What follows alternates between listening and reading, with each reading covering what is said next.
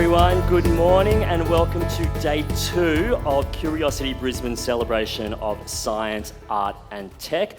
My name is Benjamin Law and my official title here at Curiosities Brisbane is Master of Curious Conversations. So that's how I choose to be referred to from now on. Thank you so much for joining us here today. It's really great to be here with you on the lands of the Turrbal and Yuggera people.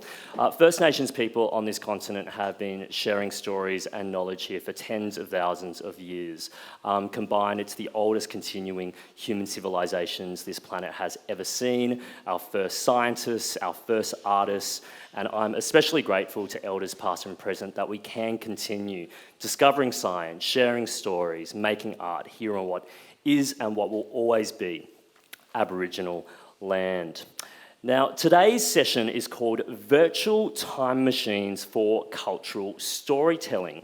And today we're talking about how the most modern technology can be utilised to share the wisdom and culture of humanity's oldest human civilizations. And we've got two people to illuminate how that might be done. First, we've got Brett Leavy, a First Nations digital Aboriginal and creative director and self-described virtual heritage Jedi, which is something that I really want to unpack with you in a moment, Brett. He descends from the Cooma people whose traditional country is bordered by St George in the east, Cunnamulla in the west, north by the town of Mitchell and south to the Queensland-New South Wales border. Now, for over 3 decades, is it now, Brett?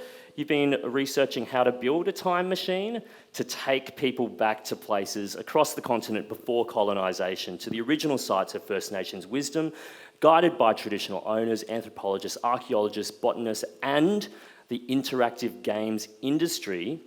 His work merges traditional knowledge with 3D virtual landscapes to present pre-colonisation Australia with all its Aboriginal culture, language, artefacts, community, trade, and more. Can you please make him welcome Brett, everyone? Thank you. And alongside Brett, we've got Professor Peter Anderson, a member of the Warlpiri and Murrumputter First Nations in the Northern Territory. Previously Director of the Indigenous Research and Engagement Unit at QUT, Professor Anderson now leads the Kurumba Institute, which provides Indigenous research and education at QUT across disciplines. Can you please make Professor Peter Anderson welcome, everyone?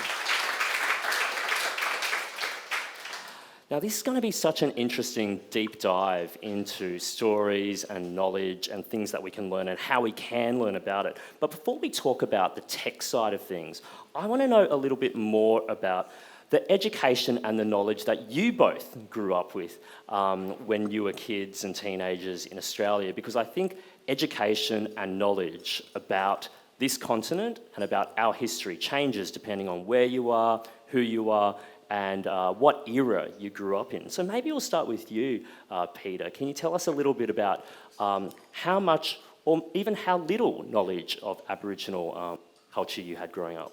I grew up in New South Wales on the Central Coast with my family from the Northern Territory. So we always knew where we were from and our stories in connection to Central Australia and Northwestern Australia.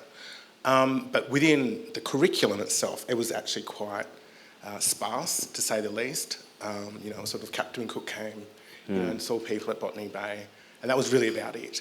So I went to school in the 80s and primary school and secondary school in the 90s. So it was really not much there at all. And thinking about that now, reflecting on it, how do you reflect on that? What did those kind of gaps in the curriculum do to you, your classmates, and to your generation? Well, I guess for me, what it did do is it sort of homogenised us, that we were all the same. There was only one culture, and it was also written from a non-Indigenous perspective. So it was actually, it was taught by, white people who developed the curriculum. And so I guess that's why I got into teaching in a roundabout way.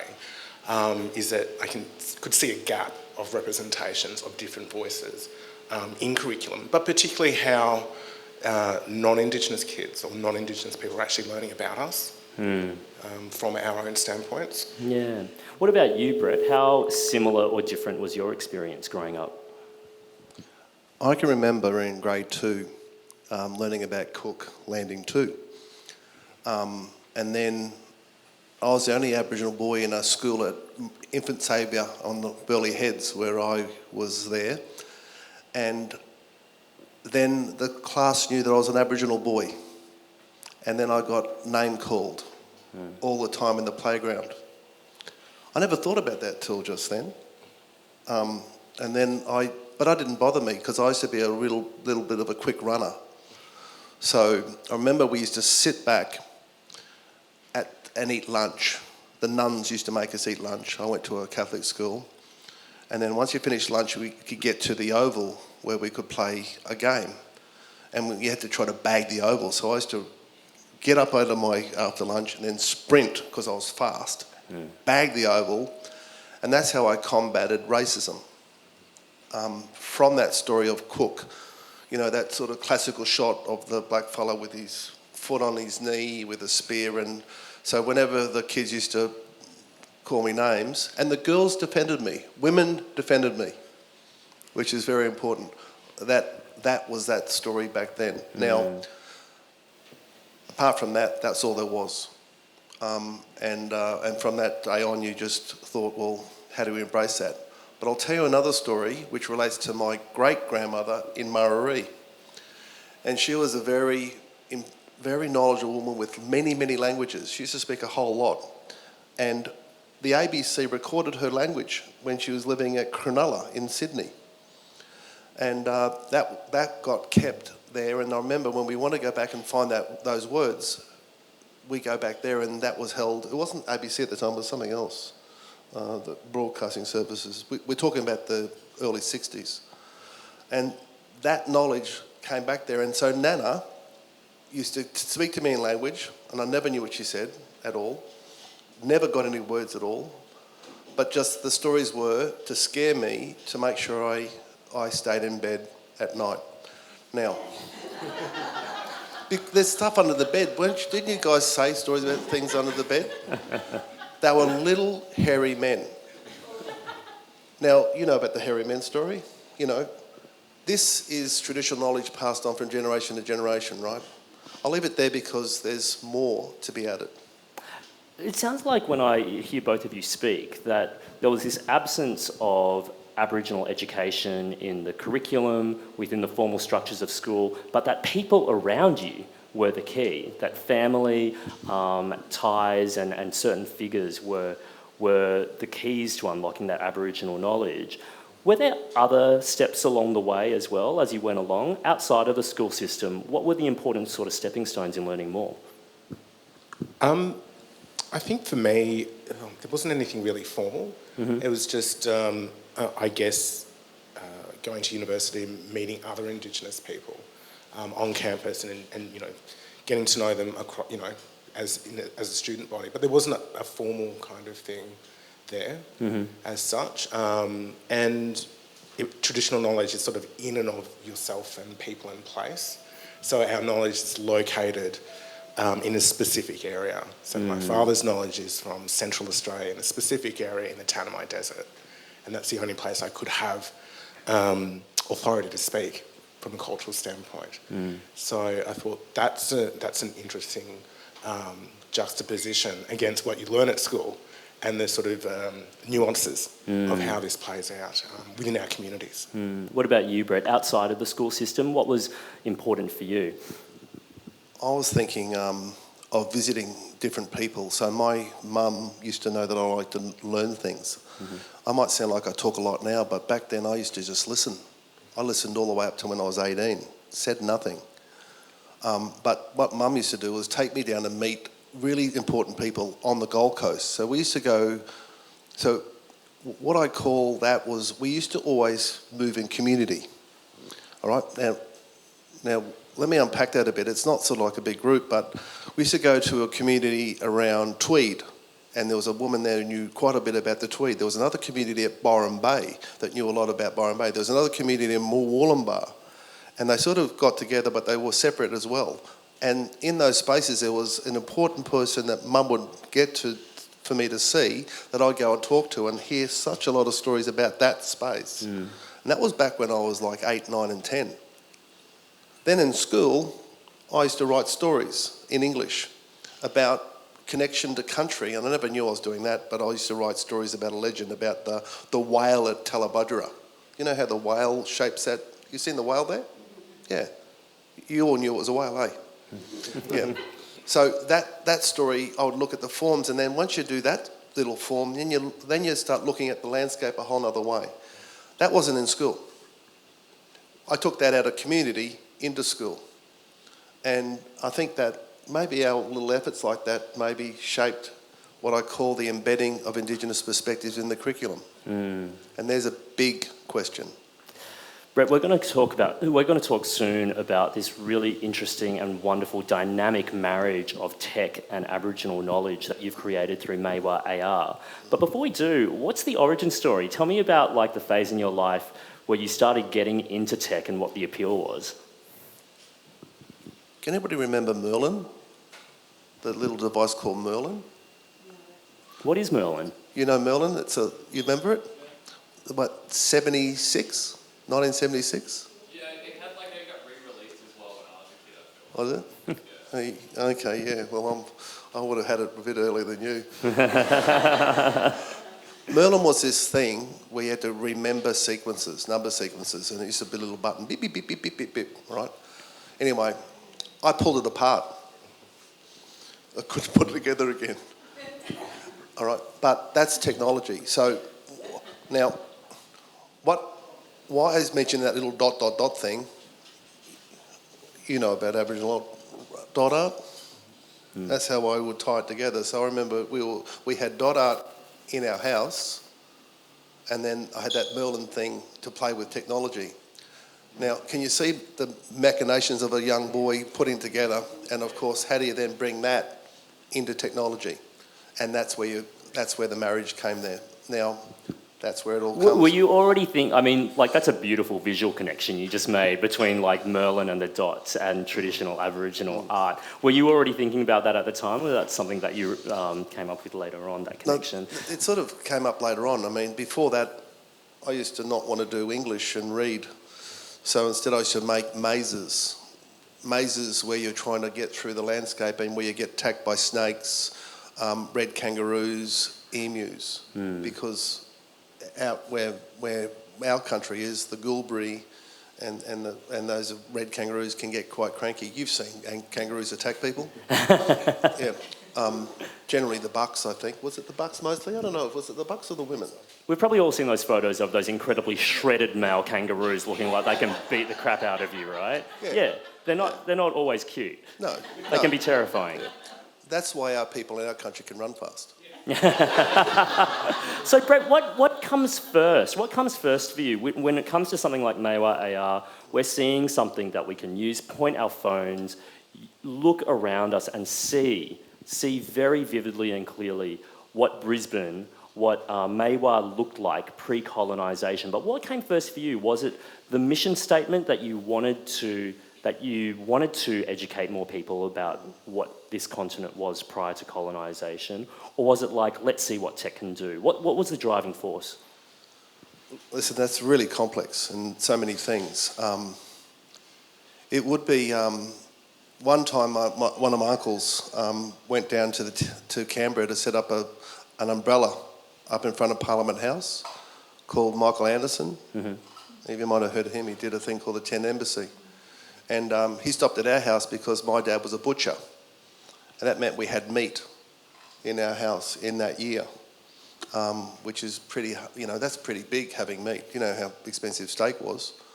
So we had that. So at that point, that influence of knowing that he was doing that, the fact that we're trying to make a statement about our connection to country, the fact that we have a sovereign right, a lesser extent native title right, and that there's perception and a persistence and a continuation of our people.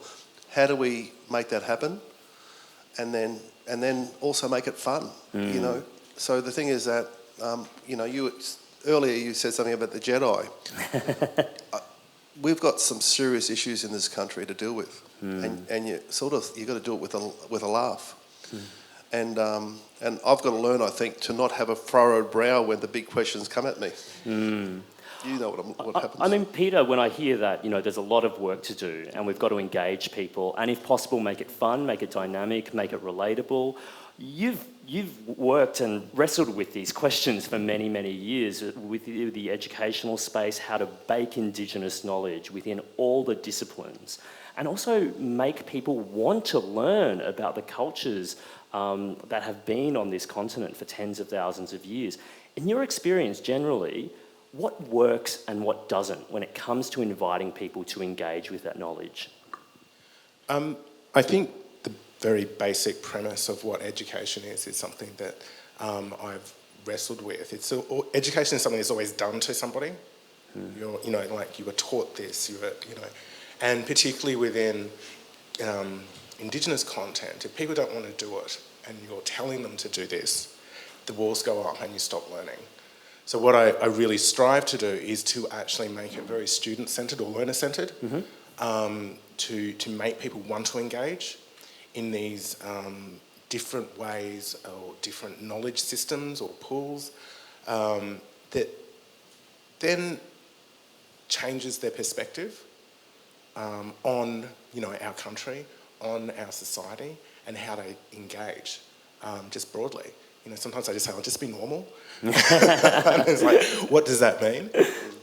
So I think it's actually repositioning and how we're actually engaging with and making it very student learner centred is most important.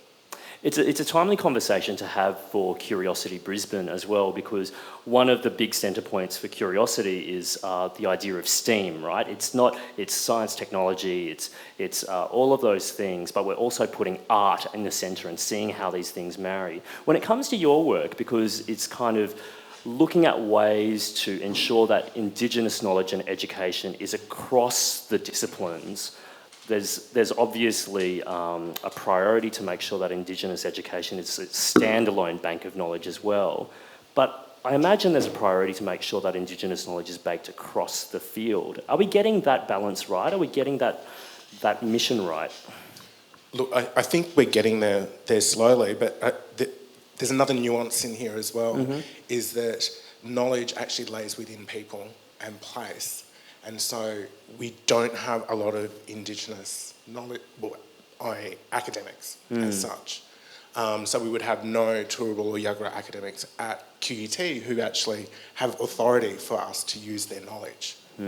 So another way I try to engage with that is to talk about perspectives. How do we get Indigenous perspectives throughout the curriculum, across the curriculum, that is linked to a discipline-based Western knowledge system?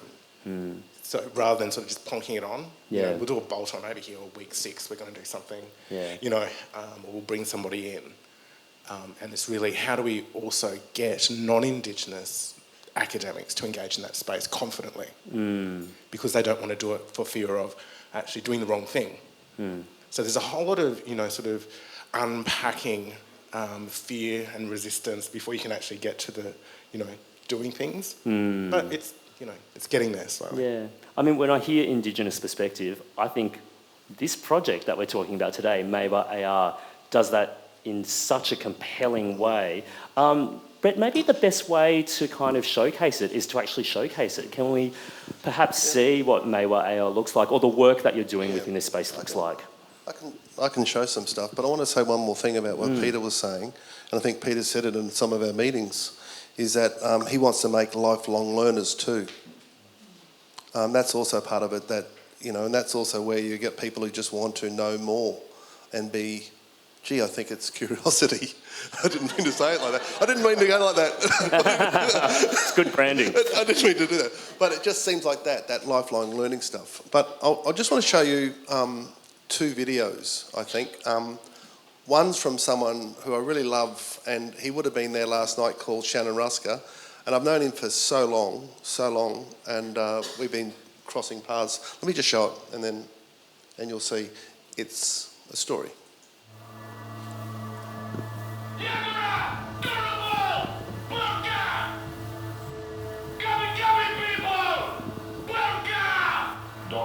myself are from the Yabara people.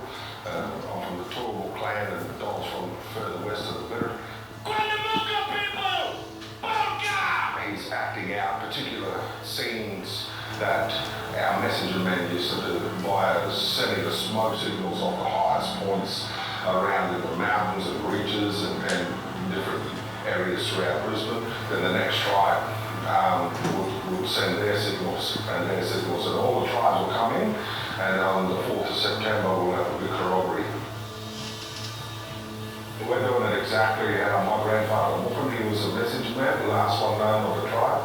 He would carry the message sticks to different countries, and it was the host of the ceremony that would actually smoke the area and make sure that it was clean and ready to go for the mobs. It was their responsibility. So there's a lot of history that still remains around Brisbane, even though the buildings are up, and even though we're settled in some places, we hold it all dear in our heart.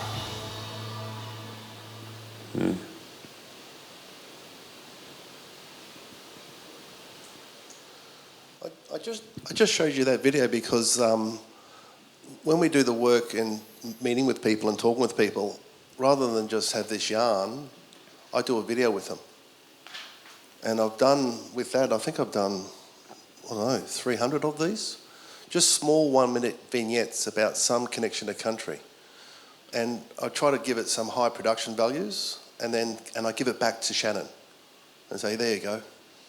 And then say, can I use it?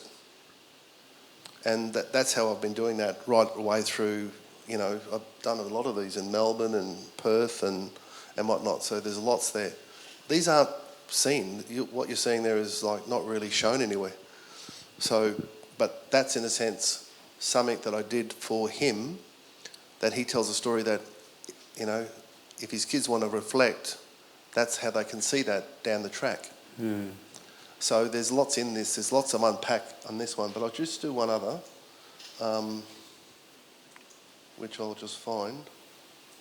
But also what a privilege for us, especially those of us who are Queenslanders, to hear those words, those names that we should all know if we're in this region, in this state, Quandamooka, Gubbi Gubbi, that's the land in which I grew up, for instance, and that emerging kind of knowledge that we're all, I think, hungry for as well.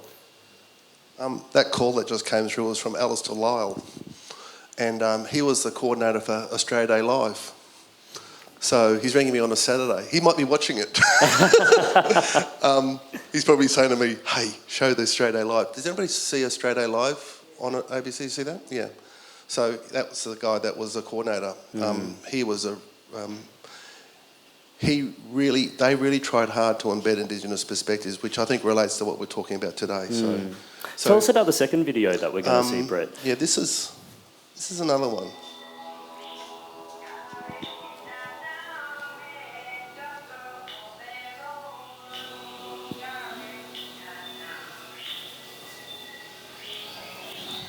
Where you going?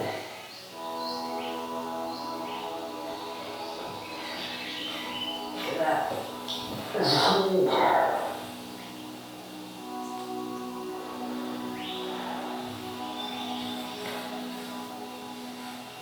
See how he's sagging down here, starting to sag.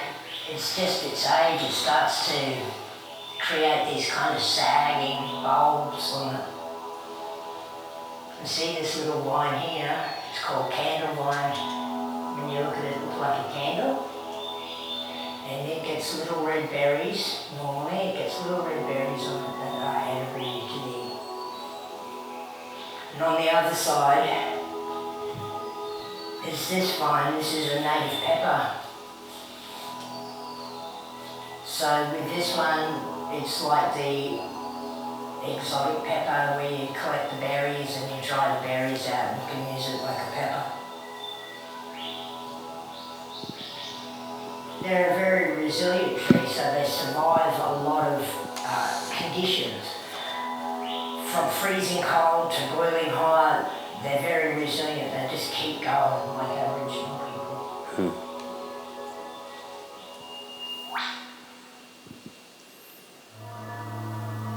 Thank you so much for sharing those, Brett. Let's talk about Maiwa AR, which is one of the curiosities here at Curiosity Brisbane. This is an AR experience where you can use your phone to access visually and through sound as well what the site looked like in 360 degrees around you before there was colonisation. How does it work? Lead us through it. Well, it's just, if you look about and you see all the stations that are in the Curiosity mix within the map, you can go to a site and you'll see a little QR code, flash your phone up, your phone camera, and it'll trigger a 360-degree video that you can navigate through and see that particular action at that location. Now, there's a lot of research that goes in with that, a lot of time, effort, getting it right, consultation, to make those stories as true as we can make. And at the locations that we're doing, you are at that site where you are, within 50 metres, and sometimes exactly. So, it's just the way that the paths are. So those stories are renditions of the land. They're celebrating that connection. They are, there's lots of parts in it. And in that way, you're seeing a connection to country, a particular action. It could be sustaining, and it could be ceremony, it could be law. And in effect, I think, in that way, when we go back to first settlement, what we're saying, or before first settlement, what we're saying is the way that we would manage our community today, in terms of council, in terms of the law courts, in terms of our roads, in terms of our cultural spaces, it's not dissimilar to the communities that we had as they were in Brisbane. And then you can mirror that in all the different capital cities and regional towns. That's what this means. So when you're there and you're having a look, think about today when you go back in the past. And that's really the message that comes out of that. You talked about research. I would love to know more about the conversations that went into the process of making this, because we talked about before how work involved working alongside traditional owners, anthropologists, archaeologists, botanists, and then of course the interactive games industry itself. What were the interesting conversations along the way in the development of this? There was one about a few days ago at the Naya stuff where they're talking about the Indigenous voice. So the Indigenous voice was just happening. It's cruising around the country, and it's headed up by Mick Gooder. If you heard of Mick Gooder, he was a commissioner. And Mick rang me and said, can you come to the Elders Forum, which I thought, I'm not that old. But it was good to go. And in there, it gives you strength. Because you're at that point, and then people are saying, oh, Brett, I'm watching what you're doing, and that gives you a strength. That knowledge and that feedback. And then what happens when they say, well, love what you're doing, but... You get this big but, and then you take that in there. So you're constantly hearing this, that, and the other on particular things that you might post. So you show a bit and get feedback. And it's like a iterative process of slow growth, development, advancement, authenticity, as well as connection. And that comes from those type of forums. Now, when I mention that forum, that is one of thousands. Previous to that, there was the Australia Day walk from just up here, Roma Street Parklands, wasn't it? Over to Musgrave Park. And in there, we started actually down at outside the casino, actually. And then we walked across, and so in there you got all those people saying, oh, in that community, because that's what that particular moment is. People talking about their agendas, and then they say, oh, Brett, you're doing this, and so they give you a bit more as well. That was one significant conversation there was with a guy called Alex Bond, if you heard of Alex Bond. Alex Bond works at UQ with Dr. Paul Memmott, who does a lot on Aboriginal architecture. And so Alex has got some ideas about stuff, and he knows a lot about the Guarani. That's Alex's sister is there. And by the way, they don't talk. So I was a bridge there for them too. That's an exclusive just for this session, is that right? But I say that though. I say that because you must realise that Indigenous people have got lots of different ideas. They sometimes come together and sometimes they don't.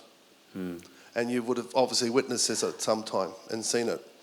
So we're all trying to get to the same spot, but the way we do it might be different. What do you think? So we're currently on the lands of the Turrbal and Yagara. When you look at a map of this continent, there are more First Nations on this continent than there are in modern Europe. So if you had this experience on any other First Nation, you're going to see different things. What is it about this particular region, this land, that is special? Maiwa, this land that we now know as Brisbane, when we use the Maiwa AR experience and look at what culture was around here before colonisation, what strikes you as particularly special about this particular place and its people? What I think is so important about Maiwa is that it tends to be a meeting place of many tribes. So when you think about the history of what Petrie wrote about where they came together up towards Petrie Terrace Way, hence why it's named Petrie Terrace, there's many groups that would be there. When you think about the Roma Street parklands and the ceremonies that would have went there and the camps that would have been there, there's something in that. When you think about the river crossing that you find people celebrate, there's a story within that. Why would you cross a river? There's a question. Why would groups come together and then camp at a spot? Where would they camp in relation to each other? You can relate to your country too. So there's that social order, and we're trying to build that back to say, when in respecting the country, we don't want to we'll do this technology this way and be mindful this is an iteration in time of what it can be. Don't watch where it's going to go. This is the best respect we can, showcasing what it's like so we can all, as we know, grow in tolerance and understanding to all the issues that we're dealing with community and getting on and growing and advancing and and I suppose being sustainable and happy as well. That's what I think is part of it. Peter, when people go out there and they're using Maiwa AR and seeing what this land looked like, probably for the first time in a very new light, what do you want them to be thinking about? What do you want them to be feeling? Well, I think it's to actually get a feeling that this, the land is living and that we have been here a long time, a time immemorial, and you can actually sort of have that experience through the app and actually see it and have that connection, because it's a different medium than actually, from a textual sort of basis where you might read about it in a journal or a book, etc. So it's a different way of actually engaging, having a deeper appreciation, I think. And to what extent is it also about breaking down assumptions and misconceptions? Yeah, I think it also is really important in breaking down those assumptions. As Brett said, we did have social order, we did have, things we had to do, we did, there were rules and things like that. So it wasn't just, we were waiting, for Cook to come across and, set us all straight. We were quite happy for a couple of thousand years, we were just hanging around waiting for you, So, and it's a different way of thinking, and we still do that in our own families, just, how we engage and how we engage with other Aboriginal people. Brett, over the next 16 days now, I think it is, you're going to, I imagine, see a lot of people react to Maiwa AR as they're using it. But even in the development stages of making Maiwa AR a reality, what have been some of the reactions from people that have stayed with you? Oh, it's fairly humbling and overwhelming in many times. So that's one part of it. So that's important, and of course it opens up a whole conversation. I think I said it last night at the launch when I was showing the Brisbane greeters Very important, I suppose, glue in our city to bring newcomers an understanding of our city, and then to give them some more ammunition in that was really rewarding. So the Brisbane greeters, you've seen the ladies around, and they're wonderful, wonderful. And then what I'd say to that is that when you trigger this, I think it's called mnemonic, is it? That's a good word. Yeah, I might learn how to spell that one. But that stuff meant that they gave me a bit of their past and their connection to First Nations people, and it opens up a conversation. So that's the key.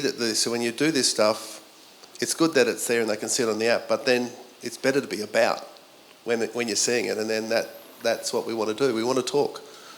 We want to talk with you in a second too, please. That's the key.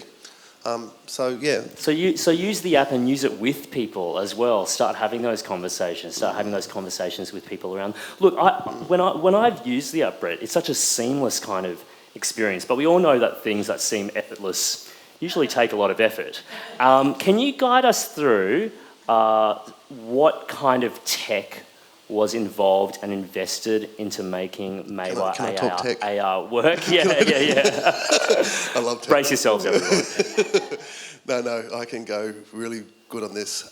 Because how do you make, through your phone, a 360-degree image of what pre-colonised Australia looks like? Like, what is it? Camera imaging? What's going on? Can I say something? When Teresa first came to me, I had no idea. Had no idea at the very start. And so she said, "Can you do this?" I said, "I think so." And then, and listen, with all due respect, she backed me. And I said, "Right, okay." And then when someone gives you that confidence, you can do anything. And so, whooshka, away we went. The technology is 3 false starts in it, all right? You try something, didn't work, you go back. And I think there's something like in the code, 50, 60,000 lines of code for one API, and there's about 17 APIs. How's that sound? Can I ask a dumb question? What's an API? It's application processing. Who's a technology fellow here? The one who API? knew Merlin. It's just like, let me say it like this. It's like an API could be like a browser. Okay, and then you build, and then the browser builds a website, and then it gives you, then an API might be the parts to Word, and all those things come together to let you use the app as you need to. So rather than try to build it all the way down, you break it up into little bite-sized chunks, and then you go, hey, can you do this API, you do this API, and I've got 17 guys that do all this stuff. I'm starting to speak really fast. So that's an insight into the tech. What about the art? Because it's been visually created in such convincing detail, and it's quite fine detail that we're seeing there. How did that come to life? The movement is motion captured. So we took the best skills of Hollywood and then put, I said last night, blood in the digital. So we want people's movement so that becomes authentic. I think that's respectful. And then the other part of it is the stories. The stories are taken from many yarns and different parts. And then we make those yarns into a spreadsheet and then draw it. So if you actually see the app, it just goes like that. It's fast, like less than a second. And tell us about how you geolocate people within the site itself, because if you're near the river, you're going to see the river. If you see a particular part of the land, you see the land on your phone as it was. How does that work? What's going on? It's online, so it's geocaching. It's coming out of the satellite. It's through our nice friends at NBN. That's a good plug. Well, the truth is that if it wasn't for the internet and that stuff, we wouldn't be inspired to be communicating in this way. And all our communities are connected now. We're doing so well that way. And on that front, we're all battling to work out an app that we can use in our communities to get them to work harder. And I might mention, even though we're in COVID now, we've all learnt to work digitally and come together in another type of community, an online community, as where we can. And so I think there's something in that for our, our remote and regional communities to some extent, if we can tap into that and teach them how. That's where this fella comes in. Well, Peter, When you look at Maiwa AR, I think we've established why we need it, but is there a timeliness to it now as well? I mean, marrying these two things, ultra-modern technology to show the knowledge and the culture of the most ancient and ongoing civilizations that this planet has ever seen, why is it so important that we have this now in 2021? I think it's actually also keeping up with how people are learning. There's this growing, tags around being digital natives, and people will engage with certain forms of knowledge in different ways. There's a growing area in education around digital pedagogies and how you can actually get somebody to engage in something from a remote location like Zoom and still make content really interesting and informative. And particularly, I think, in the Indigenous space, it's actually about transformative. How do we actually transform people's minds and their practices and relationship to Indigenous Australia? Also, how lucky that this has come out in an era where we all know how to scan QR codes now as well. Yes, yeah, that's halfway there. Brett, what's next for this technology? Because Maiwa AR is about a specific site, about a specific First Nations group of people. But as we said before, there are many, many First Nations and many, many landscapes across this continent. Do you see this travelling further? Yeah, well, we've got, this is one project of, I think, 37 we're doing at the moment. One of the ones that I'm really passionate about is these, I think I mentioned it, the Barcaldine women I'm working with out west. They're looking to activate their community and tell some, I suppose, Dreamtime yarns about the sun and the moon and the stars. So that's an important one. I'm going to go out there in April and meet with them and have a talk. Another one I'm dealing with Gaddarjal, and they're looking at this land and sea management program and how we can map the Indigenous values in the reef, and then how, and at the moment I'm grappling with how to procedurally generate the reef growth over time, which is sort of fun, and I've got a way of doing it. If anybody knows wants to be part, that come along and play along. But in that regard, there's things going on along our coastline where we're talking about managing the reef, where they really should be talking with First Nations people in terms of that management, right from the top to the bottom, through Torres Strait right down to to Gladstone.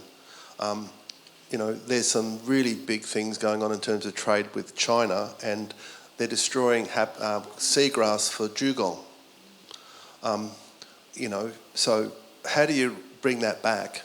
And then how can we take this technology, fun as it is, into that mapping of that seagrass in that location for dugong? And there's a whole GIS arrangement around that, which is so important. And it's what you call participatory GIS. That's where the community come in and be part of that. So when you see the stuff we do, it's you're seeing a window through one camera lens. So when you look at the work we do, we're actually building a digital reconstruction of Australia and all the cultural knowledge within it over both space and time. So one third one we're trying to explore is how can we visit one moment in a genealogy of our ancestors. So think about the different branches. 2 grandparents, all right? Then after that there's 2, 4, 8, is it? 2, 4, 8, 16, 32, 64. Think about that path you're travelling down in space and time to that moment of that person, and what would be a day in the life of that person at that moment. Now that person could be holding a longbow in the Battle of Agincourt in France and getting up in the morning and debating how many arrows to take to that battle against the French prince. How's that for an experience? Would you like to be there? This is where this is going. Make no doubt about it. We will be able to go to any space and place and time very shortly. It's so exciting to meet you at this juncture and at this point. I can't wait till I get my virtual headset on and you take me to ancient southern China. I'm going to open it up to the audience now for questions. If you raise your hand, speak up. I'll repeat questions so everyone can hear it. Yes, one here. I suppose it's possible to have a bit of a visual on what your on what the experience is. I don't Is have it- it yeah. thing on my phone. I just love to see what it looks like. Is it possible to get a visual on Meiwa Just AR? look it up there, yeah. I've actually...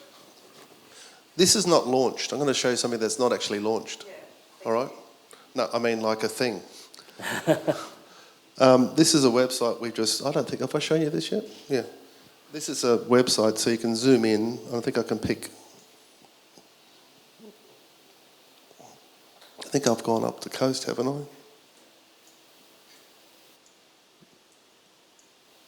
Come back into the city here. There's Brisbane. So there's the all the sites we've mapped historically. So For those of you who can't read the letters because they're quite small, we've got things like possum hunt, bush medicine, Bora. What happens on... So this is a map of sites. Dance. Right. A QR code comes up. What would happen if we scan the QR code, Brett? then that'll bring up the dance Right. in an app. So after this, if you want to see, I've got a laptop and I've got an iPad and a couple of iPads, and I can show you that in that. So this is just something that I thought I could use a digital screen to generate a digital screen. Screen in screen. So Brett, just to clarify, will you have time after this event where you can show people the technology on screens? Fantastic. Great. Thank you so much for your question. Did that work for you? From there? A question at the back.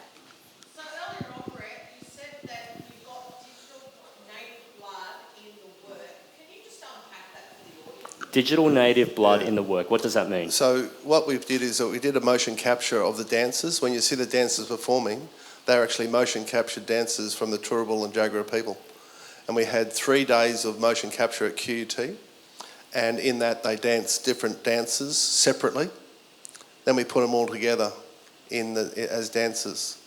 So some of those are Shannon's sons, and some were Turrbal dancers, some were Sandys from the Sandys as well. So they all did the performances, and then if you see the dance, when you see the corroboree, and I'm encourage you to go to the site to do it, and then you'll see those performances there, and there's 2 different types of dancers. We also did women dancers too, so we didn't just do just the boys, so we made sure we did gender across both. So, and all the animated movements are actually motion captured movements, so we actually use them in that work to do performance as well, like there's grinding, there was weaving, there was spear throwing, so it's all that type of work. And furthermore, the artefacts that you see in there were actually artefacts modelled in 3D from the Queensland Museum.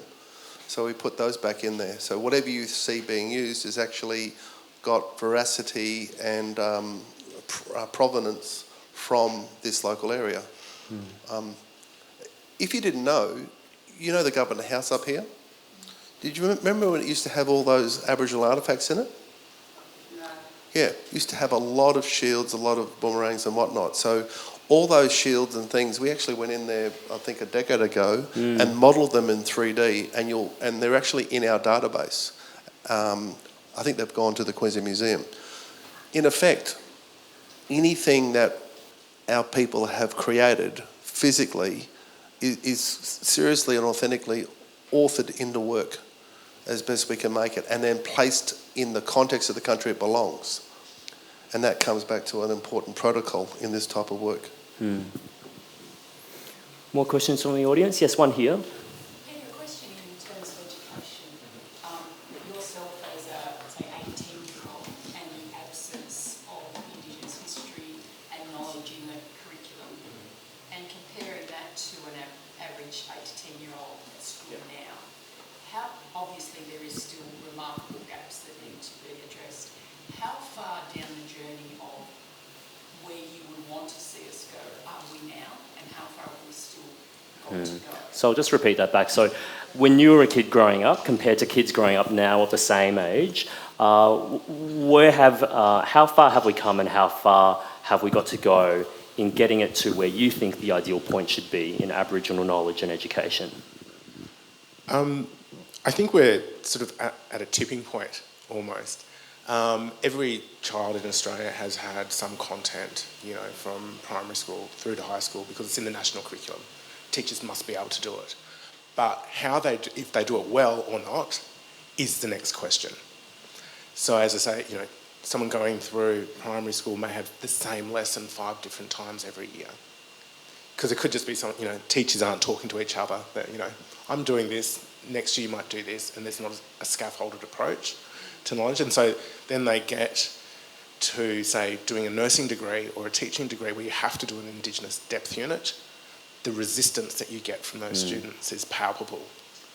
Because you're making me do this and you're making me pay for this, and it's being taught rubbish, So I think there's structures. Can you unpack that a bit? Like resistance, where's that resistance coming from, do you think? What are the sources of it? Well, I think it's a bit of content fatigue. They've just been taught this content in such, I would say, an unpassionate sort of way that it's just really terrible. And so that makes me wonder, how do you make the educators passionate? Well, and I think it's through different ways people learn. So, like using this project, for example, with new first year students at QUT, it's like, okay, this is really interesting and I'm learning something new and I'm not just reading about it in books. I can actually engage with it. So we market it to our students. It's like Pokemon Go. They can run around the Kelvin Grove campus. And collect your experiences. Yeah, and have all of these different experiences across our campus. So, and they just do it. There's no resistance. Everyone's out doing it. So it's great. Yeah. Fantastic. Thank you so much for your question as well. Any more questions from the audience? One here. I was just interested if you could expand on that. You're talking about using AR, for instance, with university students to learn about that cultural competency. Where do you see AR going in the future? Because obviously a big problem at the moment with Indigenous communication, education, in like high school, is that the teachers, like to say, aren't passionate, right? So maybe they're giving a lesson, but they bring their own bias in there as well. This could obviously help to solve that kind of problem. Even in university, do you see this getting more adopted in university courses in different ways? Where's the potential for this AR to head next in education? I certainly think, I can only speak for QUT, is that I'm using a lot of these experiences embedded in the curriculum. So students have either, now you have, online lectures, then you might have a face-to-face tutorial, but then you might have a digital experience as well, all built into the course. My goal is to actually do myself out of a job, so I'm not needed anymore. So I can go back and just research something that's completely obscure that no one worries about. The Indigenous content is across everything. And I think that's what we want. So when I can do myself out of a job, I think we're there. Great. Thanks for your question. Can I say something about the schools, please go if I for it. could, just to back that up? The schools do want to do stuff. In the work that we've done, I think I'm keeping a database. We've had 2,100 schools contact us. And we're not in any capacity to deal with that. And so we're just, in a sense, cherry-picking those schools. Teachers want to do this, and they're trying to look at better ways of not causing burnout. So, and that's why this technology works. And when they're talking about STEAM, they're just looking at the best tool they can get to actually make that happen, and then of course have that fit over the course of a term. So it's a nice, neat start and finish in that regard. And with heads of schools looking at how they've got to comply to what ACARA says, you want to give the teachers something that's like on a silver platter, because they're already hard pressed as it is, and they don't want. You don't want them to be fearful of this knowledge, and if we can come with it all nicely scaffolded and packed from local perspectives, then it's going to win. Well, on that note, Brett, for any educators in the room now, and by that I mean teachers, principals, but even parents and guardians who want to play that educational role in young people's lives, obviously for Curiosity Brisbane, there are site-specific ways of accessing these experiences. But are there non-site-specific ways of accessing this kind of knowledge, that kind of data? When you were talking about the scans of the tools and the boomerangs, for instance, where would they go to find that? Who's ever played World of Warcraft? Who's ever heard of World of Warcraft? Yes? Okay. What if you were to make World of Warcraft for Aboriginal culture? Do you want to see that? I've already done it. So what we're trying to think about is how do you build a cultural heritage survival game for First Nations people and then have it for everybody to walk in the footsteps of our ancestors? It's just gamifying it, making it fun. So can people access something like this, access that specifically already? Just keep in touch. How do they keep in touch? Just so you know, we're building it as we speak. And it's just, I don't think it's robust. And Peter knows that we're talking about it. I've done some demonstrations. It looks all right, doesn't it? Yeah. Good.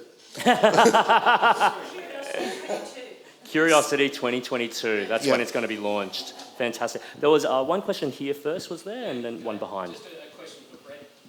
You mentioned earlier on that you put some of the cultural stories into your school essays. Coming from a Catholic school, how did that go then with acceptance by the nuns or the lay teachers, and how do you think that would be accepted now? That's two different things. Yeah, as you know, it was... So the question is about how that knowledge would be accepted within certain school systems and environments? Yep.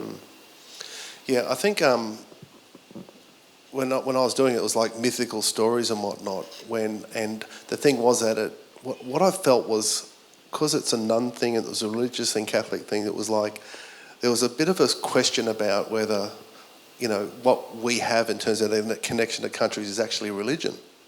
A deeper thing. And I'm only thinking that now. Back then I was like doing that question as a little boy who's 8 and 9. But the thing is that it's a way of thinking about the world and a way of thinking about how you engage with people around the world, and then again that connection. But I think what I was saying there was that it's about how you be good. And I don't think there's a reason why you can't be good with their own cultural context. As opposed to the fact that you've got a... I think the same time as I wrote one of the story, I was told I wasn't at church on Sunday. Which, that's how it used to be. Thanks for your question. There was one just behind you. Just touching back on the education part of it, will that eventually be used in teaching language in school as well? Is there a part of it that can be translated into language for the kids to actually learn language as part of like language skills or anything at school? Can it be used for that as well? Can the app be used for language teaching as well, as in like First Nations language teaching? Yep. I think it can. And we're looking at a Babelfish for that type of thing, like a Google Translate type thing. And that's not a hard thing. But with the question of language... I know there's so many different languages. Yes. It's hard to, you can't sort of pick one. It's not like French or... No. I know there's so many different... Is there one that can be sort of translated? No, I think you should do them all. Yeah. I think you've got to do them all. All the languages, then yes. But everybody's making an attempt, and there's a lot of word lists, and getting those together into statements and sentences and ways to communicate, that's important. So I think the journey of getting the language back is so much as important as getting it spoken. And we've got a long way to go on it, and everybody's making an attempt. And I come back to people like the Yunganbeh Language Centre and the Gadajal Group and the Miramar program, if you've heard about it. Language is so important because it gives you that description, or the descriptions of your culture, your mob and your relationships. It's so embedded. So that's got to happen. So we just got to give better tools for it. And that's the beauty of technology that can expedite that. And if we get behind it, it'll all work. So everybody's having a go.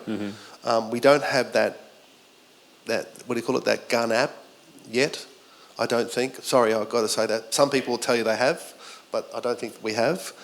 But if we keep growing on this, if there's real research in it, coming out of the university, if, I'll say this really hard, if the government does invest in this research, which is bloody hard at the moment for all our institutions, if they think it's a priority, if they think First Nation principles as a priority, then it will work. And therefore, groups like Miramar, there can be many more going off into regional clusters and then making that happen, at least in our capital cities and regional towns across the country. And while we're speaking of investment, I mean, we've nearly run out of time, but the thing that we can do now, because it's not even lunchtime, is invest our own time into the AR experience of Maiwa. So we've all got homework. We're all either tech nerds or education nerds. We're all nerds in this room. Give us the homework, just a reminder of how to engage with the Maiwa app over the course of Curiosity, Brett. Oh, just your phone and your camera. And how many sites are there again? We've been fortunate to have 16. So there's 16. But so if you go to the Curiosity website, you'll be able to see on the map where those sites are, where Maiwa AR can be activated, and see different experiences, different locations, different gatherings every time. If you just walk down the hill here, just straight down this path as you walked up, there's one site for AR, Maiwa AR just down there. And there's some, and not just Maiwa AR, there's a whole lot of great stuff. There's some wonderful other AR stuff. So in the midst of the AR that we've done, there's many other stories in there. So please just visit, have a walk, and and it's a good stroll. You are in one of the 4 major sites for Curiosity right now. So one is the Botanic Gardens, another one is the Cultural Precinct. You've got it over at South Bank as well, and within the CBD itself. So over the next 16 days, if you see purple, that's us. There's going to be something there to explore. There's going to be lots of Maiwa AR to explore as well. And just before you go, we've got to give thanks to the Queensland Government through Tourism and Events Queensland, Brisbane City Council, through the Brisbane Economic Development Agency for their support of Curiosity Brisbane. Thanks also to Curiosity Brisbane's major partner, the Courier Mail, media partner 9 Queensland, and Curious Conversations partner NBN Co, who are providing the support for us to live stream this morning conversation globally, and of course supporting the technology that makes something like Maiwa AR possible. A final thank you to our precinct partners, Brisbane City Council, South Bank Parklands, Arts Queensland, State Library of Queensland, and Queensland Museum. And of course, let's reserve our final thanks for our wonderful talent this morning. Peter and Brett, thank you so much. Could you put join me in thanking Peter and Brett?